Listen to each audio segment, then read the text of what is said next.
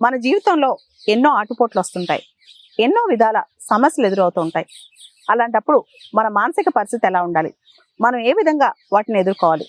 First of all అందరూ గుర్తుంచుకోవాల్సింది ఏంటంటే, జీవితం అనేది చాలా టెంపరీ, తాత్కాలికం. దానిలో కష్టాలు కడగలతో పోరాటాలతో జీవితాలు ఉంటాయి.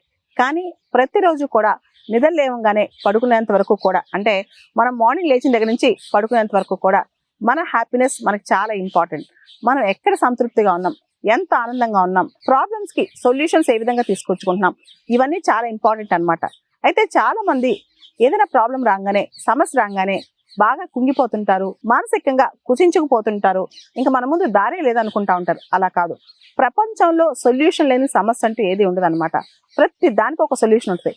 కొన్నిసార్లు సొల్యూషన్ లేకపోతే సమస్యని పక్కన పెట్టి, సమస్యని టైంకి వదిలేసి, అంటే కాలమే సమాధానం చెప్పుద్దని అది పక్కన పెట్టి మన పని మనం నిశ్చింతగా చేసుకుంటూ వెళ్ళాలి.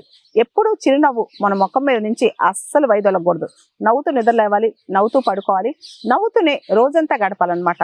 ఎప్పుడైనా గుర్తుపెట్టుకోండి, మన ఆనందం, మన సంతోషం, అంటే మన హ్యాపీనెస్ అనేది ఒక మెంటల్ స్టేట్ అన్నమాట.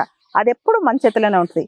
మన చుట్టూ సుడిగుండాలున్నా, సుడిగుండాల మధ్యలో మనం ఉన్నా సరే, మనం హ్యాపీగా ఉండాలి అనుకుంటే ఖచ్చితంగా హ్యాపీగా ఉండగలం. ప్రతి మనిషి చివరికి వచ్చేసరికి ఒంటరి జీవే.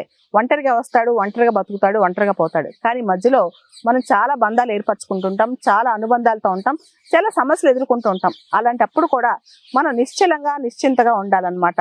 ఎంత పెద్ద సమస్య అయినా మన ప్రాణానికంటే ఎక్కువ కాదు కదా, ఎంత పెద్ద సమస్య అయినా మనకంటే ఎక్కువ కాదు కదా అనే మైండ్ సెట్లో మనం ఉండాలన్నమాట. కొన్ని సందర్భాల్లో ఇమీడియట్ సొల్యూషన్స్ లేకపోతే సమస్యని కొంచెం పక్కన పెట్టి మన పనిలో మనం చేసుకుంటూ, మన పనిలో మనం హ్యాపీనెస్ ఎత్తుకుంటూ ముందుకు వెళ్ళిపోవాలన్నమాట. చుట్టుపక్కల వాళ్ళు ఏమన్నారు, లేదా మన పరిస్థితులు ఎలా ఉన్నాయి, లేకపోతే మనకి అన్నిట్లో ఫెయిల్యూర్ ఎదురవుతుంది, ఇలాంటివన్నీ పట్టించుకోకుండా మన జీవితం మనకు ఒకటేసారి వచ్చింది. ఆ ఒకటేసారి వచ్చే అందమైన జీవితాన్ని ఇంకా అందంగా మలుచుకోవాలి. అది ఎలా ఉన్నా సరే మనం అనుకుంటాం గొప్పగా ఉన్న జీవితాలు అంటే బాగా డబ్బులుంటేనో, బాగా పవర్ ఉంటేనో జీవితాలు గొప్పగా ఉంటాయని. అది చాలా తప్పు అనమాట. అందరి జీవితం, ఈ భూమి మీద పుట్టిన ప్రతి ఒక్క జీవితంలో ఒక విశిష్టత ఉంటుంది. అదేంటో తెలుసుకుని అద్భుతంగా జీవించాలి. ఇది కోల్పోయాం, అది కోల్పోయాం, మన పక్కన వాళ్ళు లేరు, వీళ్ళు లేరు, మనం చాలా ఇన్ఫీరియర్ గా ఉన్నాం, మనం ఇంకా బాగుంటే మన చుట్టూ అందరూ ఉండేవాళ్ళే, ఇవన్నీ పిచ్చి ఆలోచనలు. ఇవన్నీ పక్కన పెట్టేసి మీకు మీరే సాటి, మీకు మీరే మేటి, మీకోసం మీరు ఉండాలి, మన కోసం మనం బతకాలి. ఇది గుర్తుపెట్టుకోండి.